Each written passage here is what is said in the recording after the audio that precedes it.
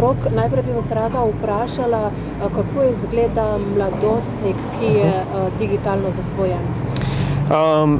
Zdaj v bistvu lahko pri tem gledamo na to na tak način, da kadar uporaba naprav povzroča težave, je uporaba naprav v bistvu težava, ne. Ko začne uporaba naprav posegati v neka druga življenjska področja, torej da se začnejo ene obveznosti niso več opravljene, šolske obveznosti, domače obveznosti, zmanjša se tudi kakšen stik, socialni stik s prijatelji, mogoče manj stika tudi z družino. In je torej čas, ki bi moral biti namenjen tem nekim drugim področjem v življenju, se torej porablja na napravi. Ali je to igranje videoiger, gledanje posnetkov preko spleta, mogoče tudi kakšne spletne stave, ali pa kakšno drugo trgovanje, preko spleta.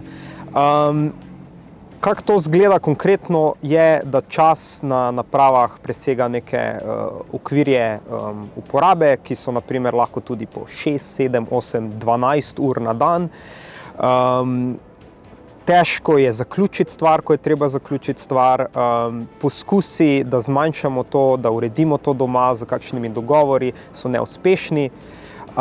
In pa ko v bistvu pride čas, da se, torej ko ni dostopa do naprave, je to v bistvu neka čustvena, težja stiska, lahko pride tudi do kakšnih agresivnejših izbruhov.